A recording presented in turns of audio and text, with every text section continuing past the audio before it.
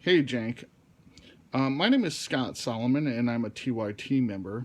And I'm recording this video because I need your advice how not to feel bad about my original design for a global wealth tax, which I call the Woodford tax, named after the economist Michael Woodford, the first economist to ever win a MacArthur Foundation Award. The Woodford tax is a N% N as in Nancy percent a year global wealth tax, where the taxed are the 0.5% of the wealthy and corporations and foundations with net assets above some level to be determined. And the salient design feature of the Woodford tax is that the taxed only have to pay 1/3 the tax amount if they pay the tax with a bank loan. Now, thus everybody would pay with bank loans. So the institution of the Woodford tax would be by 30, 40 orders of magnitude the most lucrative event in the entire history of banking. And banks, according to Wikipedia, go back to ancient Babylonia. So this is a big idea. Now, the idea is, since it is designed, what you do is you split the plutocracy. The banks are one of the most menacing segments of the plutocracy. You use divide and conquer, which the plutocracy uses so effectively on the downtrodden masses.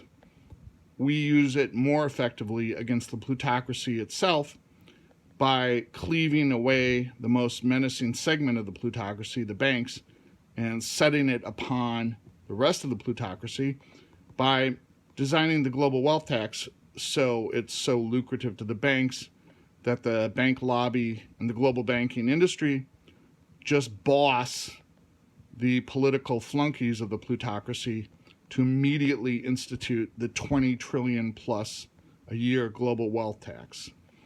Now, you could use these funds for over 5 years. You could get $50 trillion to deploy toward curtailing carbon emissions.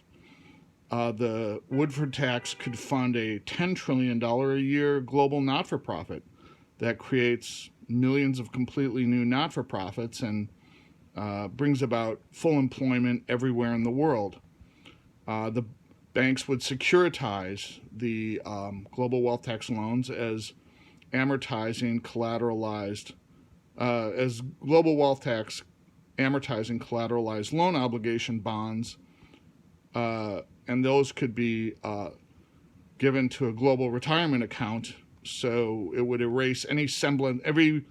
Everyone in the world with zero wealth or negative wealth over the years would have bond portfolios in the hundreds of thousands of these risk-free bonds. So it would eradicate any semblance of poverty on Earth within, say, 7 years.